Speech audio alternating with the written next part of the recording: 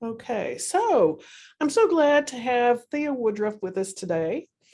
She is the project coordinator for the Wellbeing in Learning Environments at UT, also known as Texas Wellbeing. And what they do is provide faculty with support in embedding wellness practices in their courses. And also they help administrators and staff implement wellness programs across departments, colleges, and organizations. Her team has several websites and a guidebook, which I will post in the chat in a minute here, and a Canvas course to support this effort. So take it away, Thea. Thank you for being with us. Awesome. Sure. Yeah. You know what? I'm going to put in the chat too. I created a box folder that has the slides that I'm going to show and a couple of other resources, the guidebook and another. It's kind of got, I'll talk about it in a little bit, but it has some just really easy wellness activities, kind of simple things that folks can do in their classes to support student wellness. And I think I have our gratitude journal in there too, which is a free resource we have at the Counseling Mental Health Center that you can download. So I'm going to go ahead and share my screen just so I can show these slides and start talking from those. Let me see. Do you have the transcript thing on, Mary? Because I like to, if you don't have it on, then I'll put it on my slideshow. I'll put my closed captions on.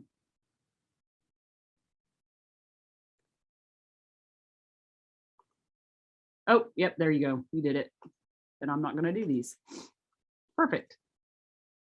All righty. So we started this. I'm actually going to talk about two initiatives. I'm going to talk about our initiative, the Texas Wellbeing one that started back 4 years ago. I'm just going to give you a little bit of data, student data around that and why we started that project. I'm also going to talk real quickly too about this shifting the campus culture, because that's another initiative that we started here at the Counseling Mental Health Center, and it's actually a coordinated effort between the CMHC and UGS, so undergraduate studies, and then also some folks in social work.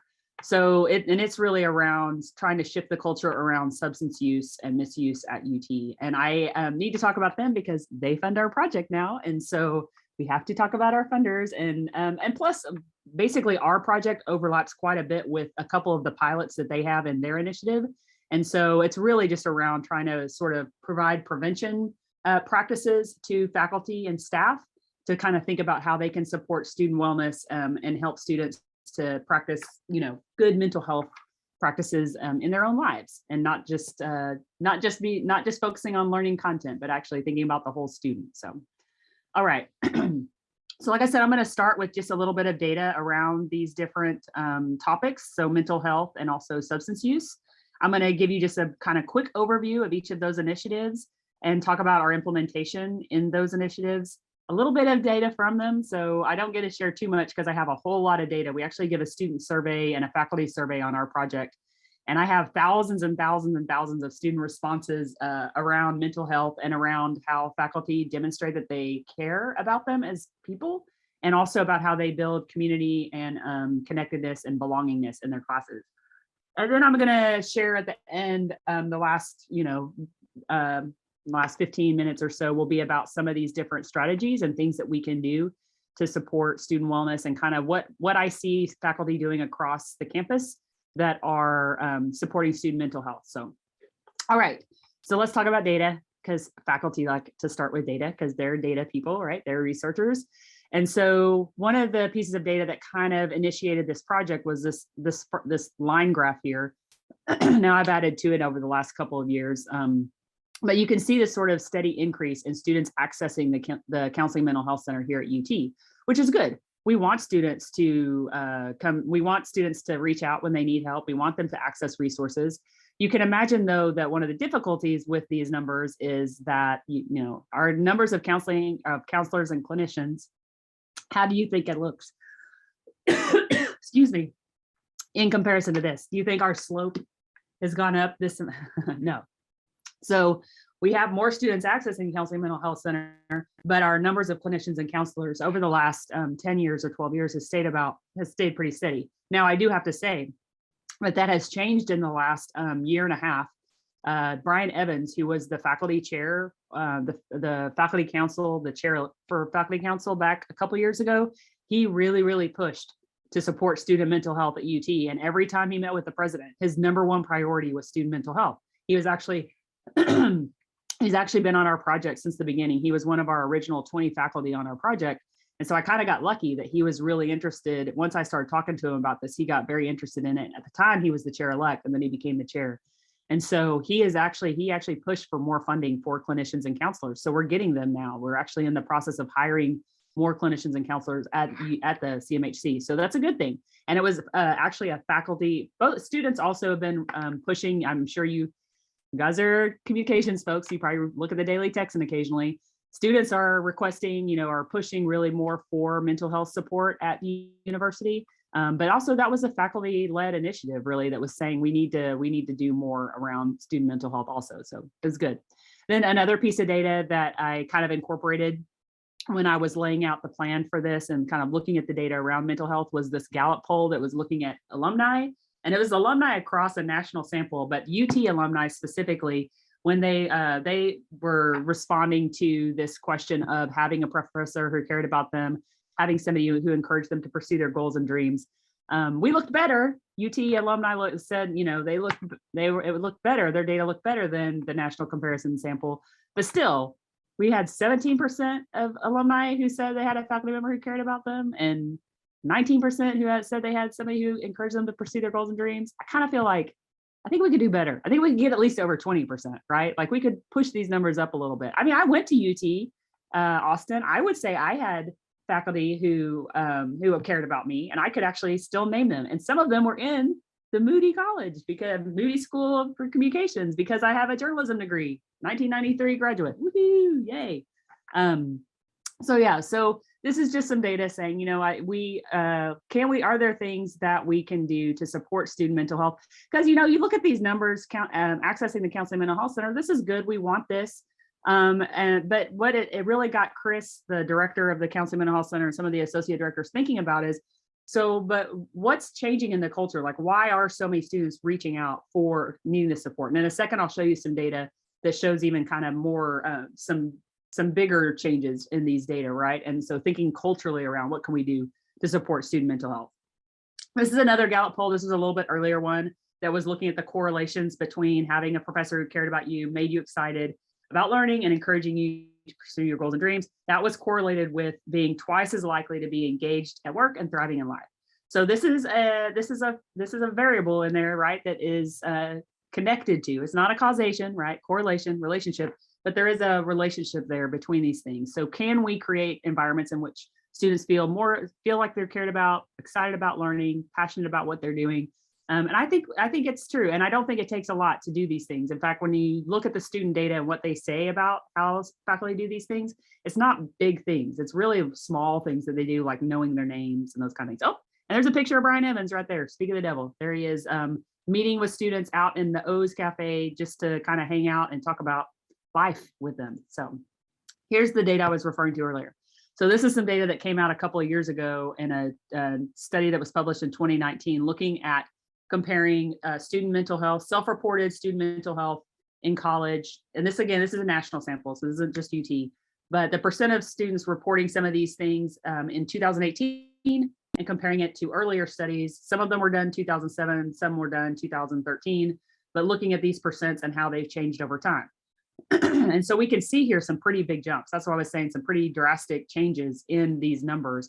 Some of them more than doubling just in a 5 to 10 year period, right?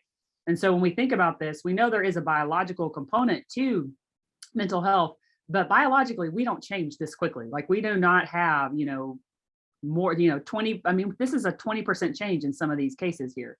So then Twangy, the second author here, she actually has a book that looks at these data, and it looks even at more than just these data.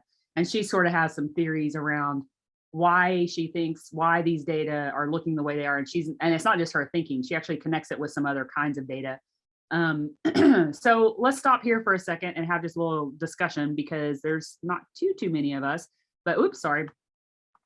What do y'all think, and looking at these numbers, what do y'all think might be some of the reasons for these changes in these kind of larger percentages of students reporting some of these things? What do you think is kind of underlying that, do you think? I was going to ask if you think it's because there is less stigma I think that's some of about, it for sure. Like yeah. I remember going to UT and having friends who really struggled with mental health and them really hiding it, like them telling me like, don't tell people I'm struggling with depression. They would actually, I had to take a friend to the hospital once, and she waited and called me. It was actually in our dorm, and she waited and she said, I don't want to leave in the middle of the day because I don't want people to see me leaving. Like, so she had me take her at night because she didn't want people to know about it. So I do think that's a good thing, right? Like that's decreasing. That stigma is decreasing. People are more willing to reach out for resources. Yeah. What else do you think might be causing this or might be creating these numbers? Ooh. Yeah. So social isolation due to technology. That's twangy. That's a lot of Twangy's. The second author there. That's a lot of what she looks at is social media use, and she really talks a lot. She actually came to UT campus a couple of years ago and presented some of these data, and then also some other data around just how adolescence, like what it looks like to be an adolescent and to be a teen socially, how much that has changed over the last 12 years. You know, just with the advent of like the iPhone, right? Huge. Like, everybody's walking around with social media in their pocket, Instagram, you know, TikTok, like all these different, and how much screen time has gone up. Depression, you know, self-report depression's gone up. Yeah, exactly. So a lot of correlations between those things, and that's kind of a lot of her theory is around that. And it's kind of relationship to then when it happens is when you're on those screens, then you're not doing other things, right? And some of those not other things are actually things we would like to kind of see, like we're not drinking alcohol as much and we're not getting in car wrecks as much, but we're also not hanging out the like mall with friends or going to the movies with friends because we're on media with social media with friends, right? So it's interesting. Like she has lots of really kind of amazing graphs that show these very kind of drastic trends just in the last 12 years of things kind of having initially going like this, and then all of a sudden they just spike right around 2008 or 2009, which is when the iPhone came out, right? So yeah. What else? Is there anything else that y'all can think of that might add to this that y'all know from students who you work with or see? Yeah, I mean, I think it's all connected. I mean, and certainly, I think a lot of it is perhaps people just are becoming more comfortable expressing vulnerability, right? So hopefully that is a good thing. But there's just I feel like there's so much pressure to be something, right? To be, and it all goes back to what you see on screen. So you compare yourself to others and and then where you're supposed to be in your life and what you're supposed to be working toward, and as opposed to just sort of growing into the identity that is yours. You kind of like, so there's just, I mean, you're pulled in a lot of different directions, and it's hard, it really pulls things out of balance. Yeah. Oh yeah, I would totally. And that comes up a lot, that pressure. Sometimes people talk about how competitive it is now and how it just feels like competition just keeps getting more and more. And these students who come in and are so competitive, and that, one of the things we know is making social comparisons like you talked about, it's not good for mental health. It's not good for wellness, is looking at other folks and seeing, and it's really hard to not do that. And what happens on social media is we only get like a slice of people's life to compare to, right? And it's not going to be the bad part of life, because you're not going to put stuff on social media that's the bad part, right? So it's really difficult. And it's really interesting culturally. And that's what she talks about a lot about is, so what does this mean for us as folks who are working with students? And maybe we're not, I'm not a social media. I have an Instagram account, but it's because my 9-year-old made me get it so I could put pictures of her artwork up. Like I don't use these now. I have friends who do and stuff. And but like Facebook is like now the old people's social media, I've been told. And so it's just interesting how quickly things are changing around technology and all this, and then how that's impacting students, right, in these social ways. And then you had COVID on top of it, right? Like this doesn't even have COVID in it. I can show you these numbers here, right, that it's making things even worse. And this is old data. This is like from a year ago. The data from like the spring and the summer is showing it's even worse than this. Like these numbers have gotten up in the 80 and 90% range that students are reporting mental health issues related to, social isolation, like you talked about, like being isolated. The impact it's having on financial situations. So lots of students thinking about their future and just what are they going to, like you were talking about, Natalie, like well, they just have, I think one of the things too, like been working a lot with Macombs and folks in Macomb School Business talk about this is these kids think like there's a pathway they have to be on. And if anything causes them to deviate, then they just have to get off the pathway and they're done. Like there's no other way to do it. They only have this one way of doing things. And what I think is so interesting is it's hard for at least me. I know I have like a almost 15-year-old son is trying to think about, there are so many more possibilities now than when I was his age. And I just think about, I don't even know how to let him know that, because I don't even know everything that's out there, that are all the possibilities and what they could be doing. And so I think a lot of students come with this sort of narrow vision of what's possible, when in fact, there's much more variety, but it's just hard to let them know about all of that and all this, because I don't even know about all of that stuff, right? So yeah, so then we also have substance use. And so these are numbers looking at alcohol use. And I show this, it's not that it's really like, it's not dramatically increased a huge amount over the last 20 or 30 years, but it hasn't decreased at all. And I can tell you, do you know how many initiatives there are at UT to try to impact substance use at UT? There's a lot. I could probably name off at least 5 or 6 that I know of. And there's probably more than that. There's probably more than a dozen out there. And there's just not been an impact. That's why this SHIFT project is it's actually trying to get at a broad range of things. So it actually has 6 pilots. The first 2 are working with faculty, UGS faculty, and then also with folks like Sanger Learning Centers, so supplemental instructors and tutors and things. But the other 4 are actually broader, looking at like the community, like the Austin community. So working with restaurants, bar owners, working with folks in Greek life. So really trying to think about, are there all these different communities? And instead of focusing on abstinence, which doesn't work, it's really trying to focus on moderation. So how can we talk with folks about, moderation, substance use in moderation? So that's really where they're trying to impact these. Now, we do have some numbers that have gone up with substance use, and these are just a few of those. I don't have time to go into all the data around substance use. And then these are some from UT specifically of what some of these percentages look like in relation to alcohol use, and then also some other drug use. So, and so we know that, we have this sort of interconnection, right, between mental health issues, alcohol and drug use, and then the short-term and long-term consequences that those things have on academic performance and other kinds of things too, but sleep, all those kinds of things. So, all right. So one other thing that we know, and then I'll stop for a second and we can talk again for a second here. But one of the things we know is the way that we pay for and fund and do mental health work by having like a counseling mental health center that we send students to is the most expensive way to kind of deal with that problem, right?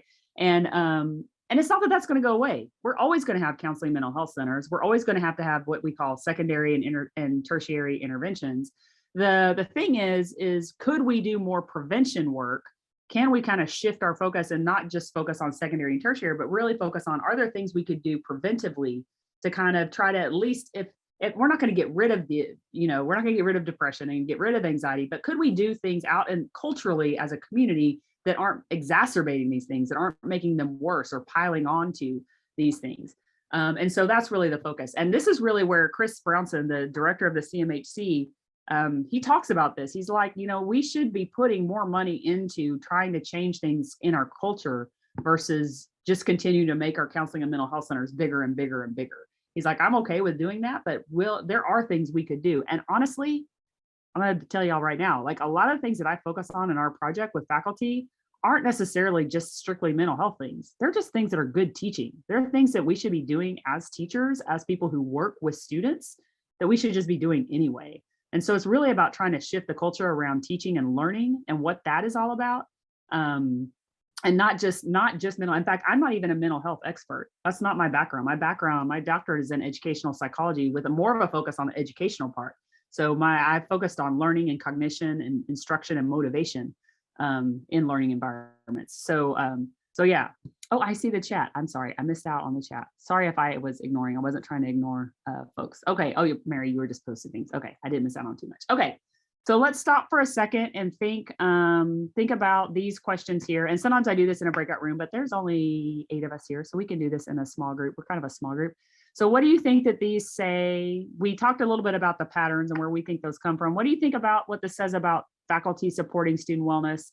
And then how do you see this kind of data impacting you kind of right now personally, either as a faculty member, a staff member, or any of in whatever work you do with students?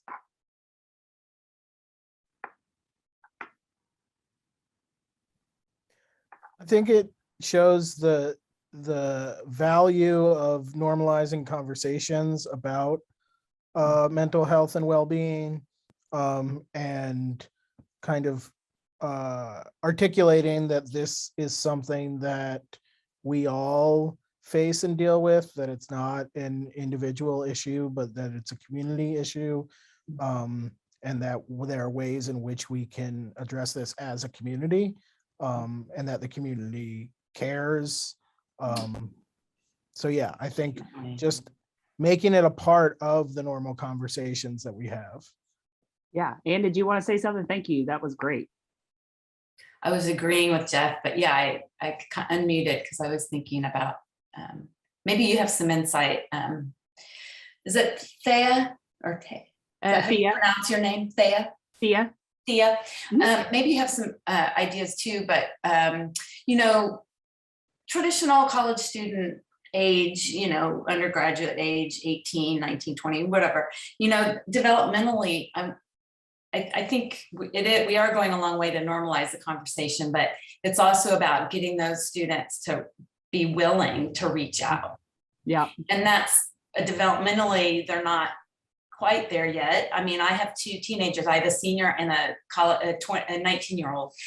And this is just something that stumps me as a parent, but, because you can get all fired up about all this and hear all the resources, but when they become, my son is 19, Yeah. I'm an adult, I hear that all the time, but how do I get him to want to do self-care and help reach out and get, because he's struggling right now and he's had lots of stuff. Anyway, that's my personal issue, but I also, I want to know first. Yeah. When we work with students too. Good. Yeah. So, and it kind of goes to what Jeff was saying. Do you go by Jeffrey or Jeff? Is it okay if I call you Jeff? I feel I'm just like, we're best friends. Like, That's Jeff, fine. I've known you for years, Jeff. Yeah. So I do think that some of it is that normalization, like talking about that. But I will say too, there are students who are just not, like my son is the same way as yours. Like he's not going to reach out. He's not going to reach out to a teacher. He doesn't think he's supposed to. Like he thinks that that's burdening them, or that's it's not that he looks like he's I don't know, like he's causing a problem or whatever. Like he just doesn't think that he's supposed to do that. He's going to turn 15 in November. And so I know exactly what you're talking about. And I will tell you, a lot of students, when I read our student surveys about like how faculty demonstrated that they cared or built connection in the class, one of it is that they reached out first. So they didn't wait for the students to reach out. They actually sent them. So if you see, like, okay, I'll give you an example. I had a student back when I was teaching a couple of years ago. I was teaching a master's level course. I had a student who came to my class, super talkative all the time, like really engaged in class. And one day she came in and she just wasn't talking, like would not talk, was sitting there super quiet. Like I thought, I wasn't sure what was going on with her, right? And so after class, I emailed her and I just said, hey, are you okay? You didn't look like you were feeling very well, or, like you weren't talking, like normally you talk so much. And I just want to make sure that everything's okay. She was sick. Like she was physically like barely made it to class. And it ended up, she had to go to the doctor. And I think she actually ended up having to have surgery like a few weeks later. Like she had something going on internally. And she emailed me that night. She's like, thank you for reaching out. She's like, I want to make sure, I hate missing class. So I came to class, but I felt terrible. And I was like, do not have to come to class if you are that sick. And she said, but she told me, she's like, thank you so much. Cause she wasn't going to reach out to me. She wasn't going to tell me that she was sick because she didn't want to burden me. So that is probably one of the top things that students will say, is that faculty will reach out to them and not wait for them to reach out. And I know that's hard if you have like 150 people in your class. But what faculty will tell me is they just set up systems for checking in with students. And sometimes they'll just do it kind of on a regular basis. They'll do it after exams. If they see students who make below a certain grade, they just send an email to all those students and say, hey, I'm just reaching out to see how things are going, to see if you're doing okay. And what they tell me is what they end up finding out is things that students would never have shared with them. They'll share. Some of them will create anonymous surveys and just send it out to students and just say just to check in, say, how are things going? What's something that's going well in your life right now? What's something you're struggling with? And students share all sorts of stuff about like struggling. And then what the teacher will, it's anonymous. So what they'll do is they're like, if you want to put your name in here, put it in so I can help you with it. If you don't want to share that, then they'll just talk about like, I saw lots of people who are having financial issues. Please reach out. And then what they'll do is they'll post like links to the financial aid office, or did you know about this support, or Student Emergency Services has an emergency fund for folks who need food coverage. Did you know we have an outpost that has like a food pantry?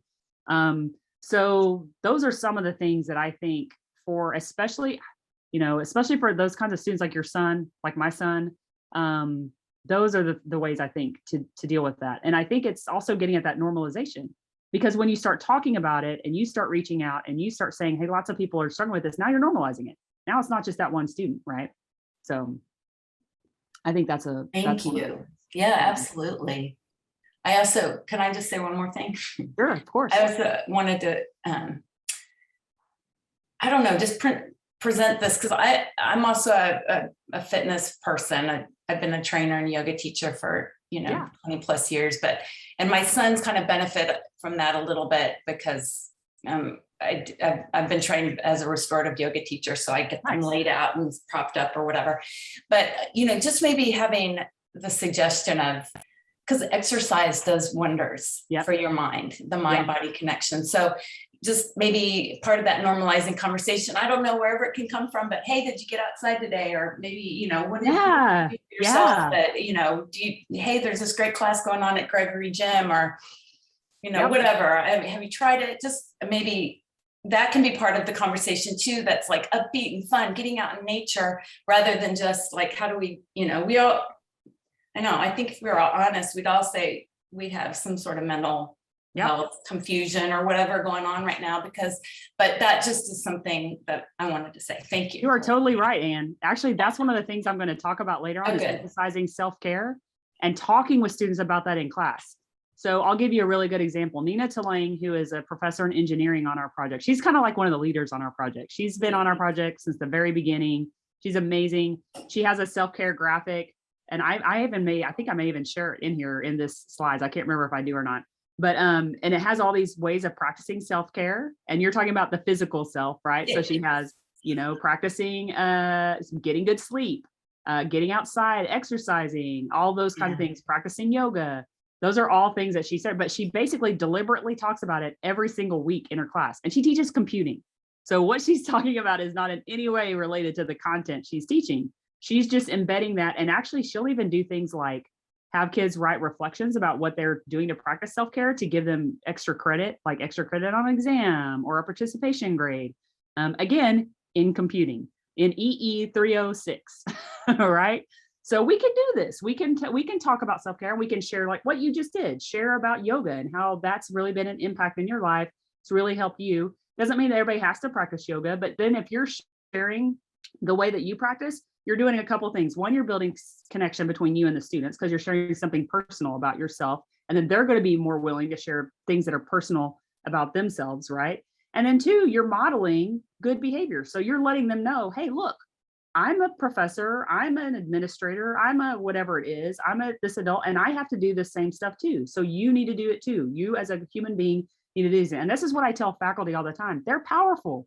Students look up to faculty. They want to be faculty. Like they want to be successful. They want to be as knowledgeable. They want to be as good as professors. So when a faculty member shares that they struggle with these things, that they have to do these things and model these things, then students are going to be more likely, they're like, oh, well, these people are doing it and they're taking time out of their work, out of their day to do these things, then I should do the same thing, right?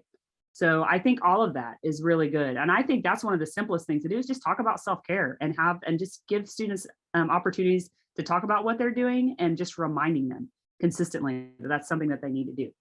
Awesome. Anybody else before I go forward? These are so good. Okay. All right. So I'm just going to share real quickly about our project. I'm not going to spend a lot of time on these slides. Y'all can go back through and look at them if you want. But the idea behind our project is just doing what we've just been talking about, is helping faculty to think about what are small things that they can do in their classrooms and their coursework, and then also across departments or colleges that can really help students to practice good mental health and to support their mental health. So Shift focuses really on the UGS signature courses, and then the signature course faculty and the Sanger Learning Center folks. And I actually work some with these folks too, but that's their focus, that when they wrote the grant, this is kind of what they said they were going to pilot and do within their grant. For us, we work across all of the campus. So we started out in engineering, which is why Brian and Nina were on our project initially. And then we also started with pharmacy and liberal arts. But now we have folks in communication. So Sean Upshaw is on our project. Maddie Redlick is on our project. We have a few other folks that are on our project. We have education folks. We have a lot of natural sciences folks now. I've just started working with McCombs quite a bit.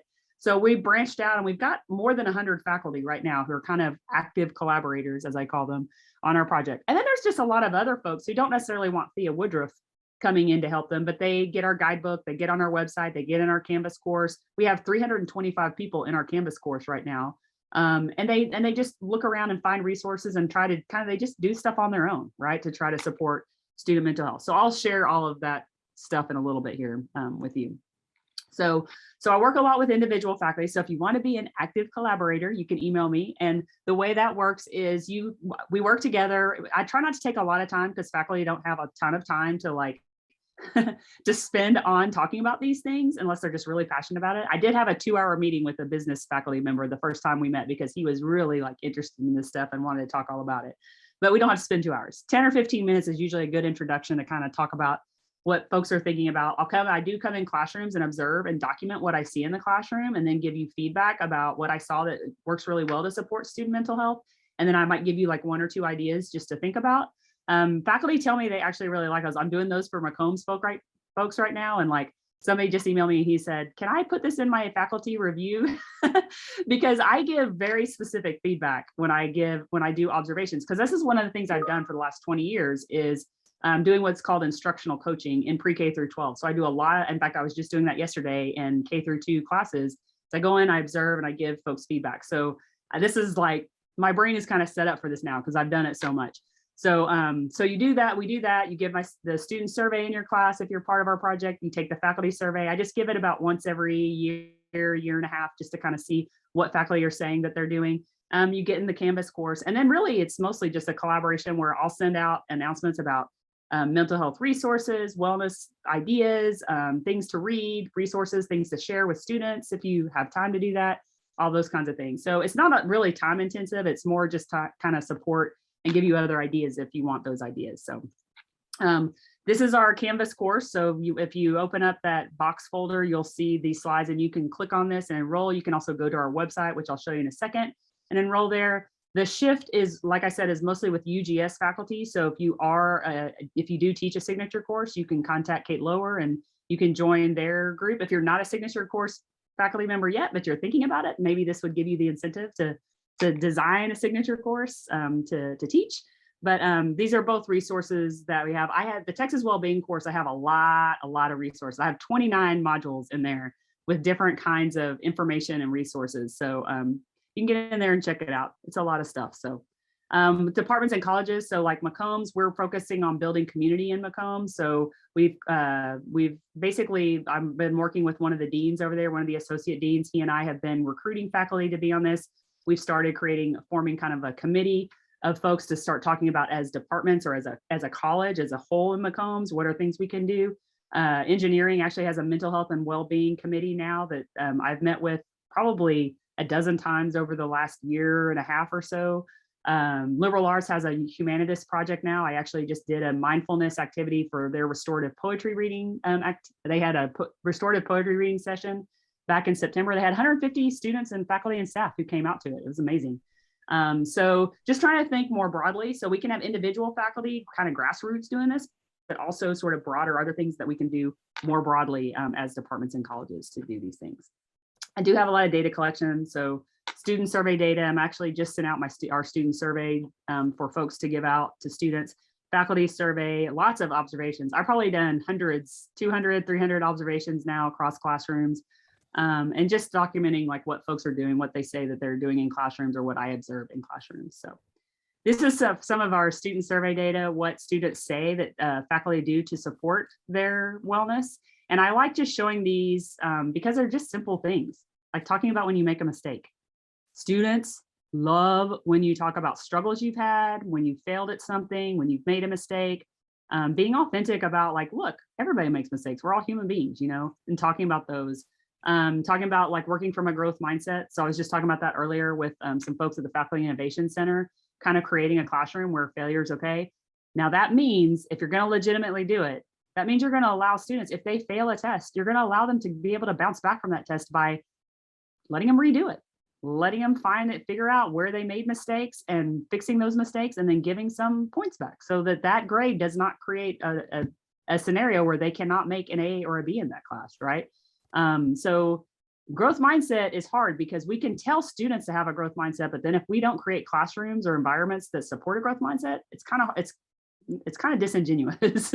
It's kind of hypocritical, I guess I could say, to tell students to do this, but then we don't create structures that allow for a growth mindset. So let me look at this third one, walking around in class, looking us in the eye, right? Calls us by name. These are not big things. These are little things that we can do in classrooms. Personal stories, so helpful. Our brains like stories. We learn, narrative is very helpful for memory. So the more that we can tell stories and connect our content to stories and to our own personal lives or to the real world, students say that all the time. Like, I love it when they talk about how this actually is going to look when I get out into whatever career I'm in. So thinking about all these things, these are, again, not very big things. These are some from our faculty survey that faculty talk about that they do that either they feel like builds connection and demonstrates that they care in the class, or that students have let them know do these things. So screwing up, right? Talking about mental health. So like you said, normalizing it and talking about these topics with students, being vulnerable, talking about when you're struggling with something. So this faculty member, this last bullet here, I like this one because she was talking about it as a young professor. Sometimes we have this idea, we have this kind of concept of what we think a professor is supposed to be, or what higher ed faculty are supposed to be. And I'm not really sure. I mean, I know where those come from, but they're not accurate. Like we don't have to be, as one faculty member told me, he's like, I figured out I didn't have to be an asshole. I'm not sure why we think that like we have to be this all-knowing being that's up at the front that knows everything, and the students are these things that we're just like pushing like information into. That's not teaching. I'm not really sure why we have that concept of teaching, but like if we did some of the things we do in higher ed, if we did those in like a 3rd grade classroom or an 8th grade class, we would not last, because those 8-year-olds would basically tell you, you are not teaching me. You are just talking at me for the last 4 hours, and that's not teaching. In fact, there's an 8th grade. I always like have this quote from an 8th grader who said, teaching and talking are not the same thing. Genius, you are correct, 8th grader. So sharing and really thinking about how emotion is playing out in your classroom and acknowledging that, I think, is one of the keys. These are just some of the things these are some sample wellness activities from across our project that faculty or departments or colleges are doing. So engineering, Nina has a 1-hour course where she actually teaches about wellness. So she teaches, it's kind of 3-pronged. She teaches about self-regulation. She teaches about strategy use, so metacognition and teaching students to be better learners, so using more effective strategies. And she teaches self-care. And so she talks about sleep and practicing gratitude and meditation and all these kinds of things. Informal discussions. So examples of this is like coffee chats, right? So holding these informal times for students just to come hang out and coming out with each other, coming out with you, and not necessarily talk about the class, just talk about whatever they want to talk about in life. That's Brian Evans' favorite. He sits out at O's for 2 hours every Friday. It just sits there and students just come and go and come hang out and eat lunch with him or have a cup of coffee. And they just, one time I went, I got involved in the discussion. We were talking about retirement plans because the students were all interviewing for jobs and they didn't know what to look for in a good retirement plan. So Brian and I sat there and talked about like, what we've done for retirement. So cooperative learning, of course, active learning, that does so many things in your class when you have students actually doing something, talking about the content. And this goes to this bullet, embedding wellness lessons. There you go, right there, talking about wellness, talking about self-care, and just like you were talking about, and then thinking about, can we adjust our syllabi, assessment, some of these things to be based more on a growth mindset and allowing students to focus on learning rather than the freaking grade. Like, this is what we want. We want students to actually focus on learning the content. And so I really try to set up my classroom on a mastery oriented basis. So one of the things I do is if I have to give an exam, I don't typically like to give exams a lot, but if I'm teaching a class for like somebody else and it's always been taught with an exam, I kind of feel weird changing the whole syllabus myself. I'll give an individual exam, I'll give it individually, but then I let them take it group administered the next time, the exact same exam. And I mix them up. I mix them up based on how they did on the individual exam. So I'll have a kiddo who did really well, some kiddos who kind of did in between, and then like maybe a student or two who struggled. And then they take the exam together and they talk through like, what are the answers? And if they get 100% on the exam together, then I give them like 12 percentage points back on the exam, the original exam. So stuff like that, because I need them to learn the content. Like I need them to master the content. I don't want to fail people out. I don't want to weed people out. I want people to learn the content, right? So that's what growth mindset is all about. This is kind of how we organize our guidebook. So if you look in our guidebook or on our website, we have these kind of 3 categories. We have the whole student. So thinking about the student as a whole human being and thinking about yourself as a whole human being. These kind of conditions for well-being. So some of these things that we know that support mental health from positive psychology. So social connection, practicing gratitude, mindfulness. We also on our website now have a sleep promotion page. It's really good. Actually, a graduate student put it together for me, and it's awesome. Self-compassion, some of these things. And then the third section is really creating effective learning environments. Those are just good practice, good teaching strategies like cooperative learning, active learning techniques, those kinds of things. This is how Shift organizes theirs. So if you look on our website and in the guidebook now that the most recent guidebook we have kind of connected it to these 40 assets for the 40 acres. And this is based on the Search Institute, which has looked at substance use and sort of preventive measures for sort of preventing students from substance abuse and substance misuse. So there are these kind of 8 categories, and within these 8 categories, there are these 40 assets. And you can kind of see how there's a huge amount of overlap between these 40 assets and these conditions for well-being that we talk about. So the other thing that I included in the folder that I actually created this in collaboration with the engineering folks. So I know that y'all are communications, and I don't mean to stereotype, but engineering folks sometimes have a little bit more difficult time thinking about how they can embed wellness in their classes. This is not something that a lot of them have actually thought about themselves or maybe practiced themselves.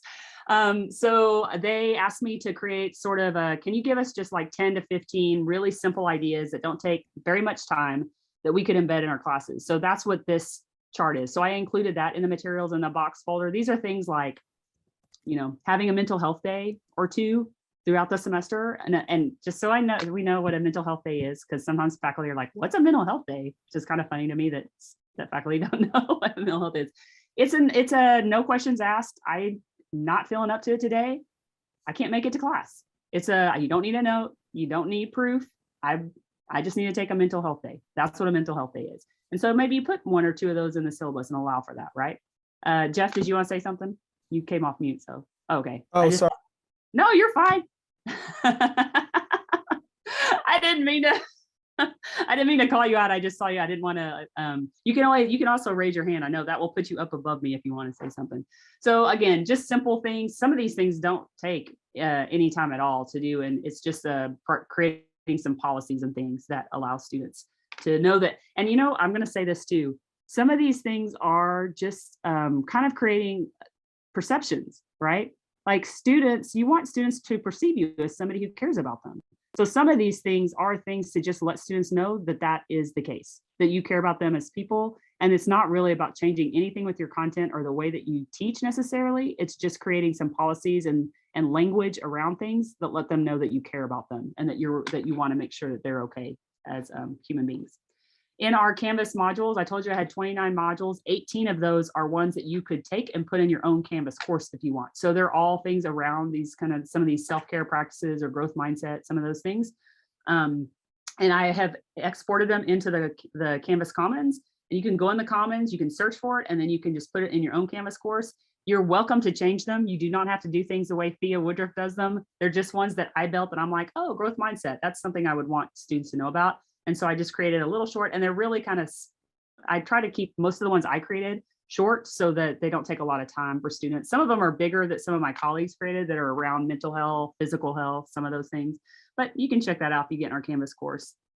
Oh, that's Nina's self-care graphic. So this is the one that she puts up and shows students all the different ways that we can practice self-care. So I gave that, you can actually, if you want to, you could copy this out of here and put it in your own if you wanted to put it on a slide for your own students to share with them. So, all right, so let's stop here for a second because I just told you that active learning, cooperative learning is good.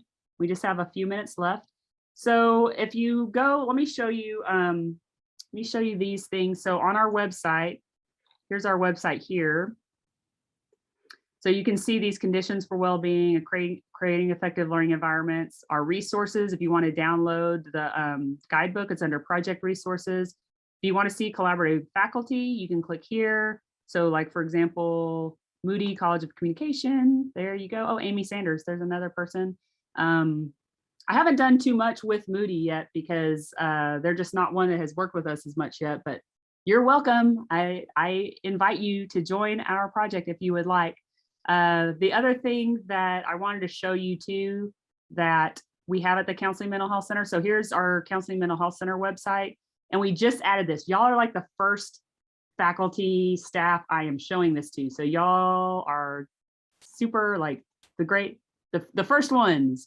This, if you scroll down, if you go to the CMHC website and you scroll down here, do you see this mental health conversations?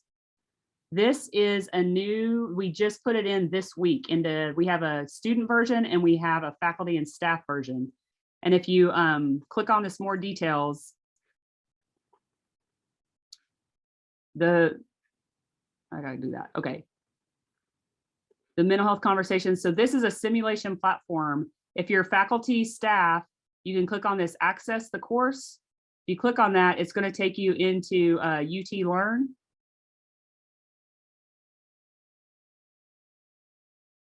Mental health conversations, you can register for it. And it's gonna be this, basically this simulation where it goes through, it talks to you about how to talk to students who are struggling with mental health issues, how to have those conversations. It's actually gonna do some simulations where it walks you through actually talking to sort of sample students and kind of what to say and what not to say. It's kind of like one of those choose your own pathway things where you say, I want to say this. And then the student's going to respond, and it has like a little coach who's going to like coach you in how to just talk to students. So it's pretty cool. There's also on this, that's the faculty and staff one, but there's also a student one. So if you want to share with students, sorry, I have too many windows open. I'm having to like move stuff around so I can. If you want to share with students, the student access is in Canvas. So we have a student version that's in Canvas and the faculty staff version is in UT Learn. So you can go there. So let's stop. And we created this, honestly, the other thing I should say about this is actually, like I said, is for students who are kind of struggling with something and you're wanting to have a conversation with them about maybe helping them to reach out to resources like a counselor, like the CMHC.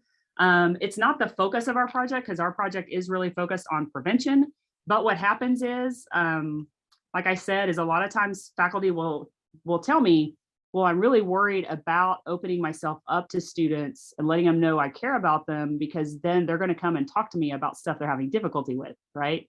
Like they're worried about having conversations that they are not prepared for because they're not a counselor, right? They're an engineer, they're a historian, they're a philosopher, they're a journalist, right? They're not a mental health provider. They don't know. And so we got this because I was like, I can't have that being the reason that people won't show students that they care, right? Like I can't have that. So we got this specifically to pilot to see if this could help people think about when you are opening up and when you are letting students know that you're willing to be vulnerable and that you want them to reach out if they're needing help. Sometimes it does get to a point, like I've had students where I'm like, this is at a point where I need somebody else. They need another resource because I'm not a counselor. Like and this actually happened to me too when I taught 5th and 6th grade. Like I had a student who I was like, I called his parent. I said, I need to help you find a counselor because this student is coming to me, and we didn't have a counselor in the school at the time, talking to me about stuff that I'm not equipped to handle. And so I worked with that parent. We got him a counselor, right? So it's that idea of like helping you think through that and like kind of think about when it gets to that point, okay, this is where I need to offer a resource, or this is where I need to say, hey, have you thought about, looking into the resources we have at UT? So that's why that's there, even though it's not the focus of our project. We wanted to provide that because faculty and staff do start having those conversations. Like advisors tell me that all the time, that students start sharing stuff with them and they're like, oh, like this is going into a place that's not that I am not equipped to handle. And so it's kind of to help practice that. So, okay.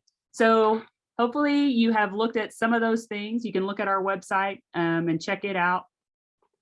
Hope maybe you can go to, maybe you've are getting into our Canvas course. This is our Canvas course here. And the nice thing too about the Canvas course, if you sign up, then I send out announcements like once a month, just again, like I said, with information and resources. So it's kind of nice because it keeps you up to date on things that are happening at the CMHC or at our Longhorn Wellness Center. And then it also helps you out with like other things that are happening on campus and just some good things that I think are good reading that are don't take a long time, but have good information. So, okay, so let me stop. Let me see what y'all think about all of these resources, all these things. Are there things that you can take and use? What do you think about it? Yes. Yes. Yeah. I was just going to say thank you because like this is, it's just so, it just feels good to know that there is this type of an effort, and maybe it's a grassroots effort, but there's like this growing effort on campus that there are a collection of faculty who are committed to really developing a system of care in their classrooms. Like, I think it's so important. So it's good to know. And I appreciate your time. Yeah. Yeah, I just did a well-being thing for the Faculty Innovation Center this morning. So, and I did we had a shift and well-being meeting last Friday. And then the Provost Teaching Fellows just did a wellness thing back a few weeks ago that I attended that James Butler, we have a mindfulness coordinator who does mindfulness stuff. So if you want, to do mindfulness in your class, but you're like, I don't really, because I kind of get a little bit of anxiety because I'm not a mindfulness expert. So I'm a little bit like, I don't do meditation. I don't know, he'll come in and he'll do it. He'll do like a 5-minute, 10-minute little mindfulness thing in your class. So James Butler, he's awesome. He has a whole website at our Longhorn Wellness Center too now. So I should show his. I'm always trying to advertise for him because we just started that like about maybe 5 months ago. What's his name? James Butler. Oh, okay. Let me see if I can see. I'll pull up his website here. Okay. So if you go to the Counseling Mental Health Center and go to, let me make this smaller again. I keep making y'all bigger so that I can see everybody, and then it blocks out my whole screen. So, so if you go, let's see if we have it. We have it here. Let me go to Healthy Horns. Oh, this is a good one. So this virtual mindfulness and stress reduction, this is a really good website. It has a ton of mindfulness stuff here. Oh, yeah. And then if you go to Healthy Horns, let me show y'all this website because this is our website. So I work at the Longhorn Wellness Center, which is a joint group with UHS, University Health Services, and Counseling Mental Health Center. And these are all of our projects. So here's our sleep page. So if you want to share stuff about sleep with students, you can go there. There's like a nap map and a sleep diary. Here's my page, Texas Wellbeing. And then the mental health conversations thing I just showed you is right here. Here's Mindful UT. This is James's website. Oh, okay. So, and he has like drop-in classes. So these are just like mindfulness classes that you can drop into or you can sign up for this one. He has like different resources around mindfulness. And then he just has a page about like what his project is about. So, but he's going to keep adding to this. Like he literally just started like 4 or 5 months ago. So these are all things that are kind of brand new to the Longhorn Wellness Center. So yeah. So real quickly, here's information. If you want to be an active collaborator, you can email me. There's my email. Or you know what? Just get with other folks and like decide like, hey man, let's get a mental health and wellness thing going in the Moody College, right? You can enroll in our Canvas course. Just try stuff on your own and see what works. And then if you want help or if you just have questions, email me. We give out gratitude journals. I give out our guidebooks. I give out sleep kits. I give out self-compassion stickers. So any of those things, you want those things for your class, let me know. I will bring those to you. So, and then this is the last thing.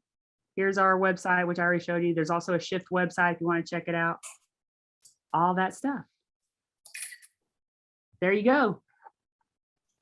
Thank you. Yeah, can I ask you to go back to the, there was a website you had pulled up before you clicked on mindfulness via Healthy Horns that I am trying to find that I'm not.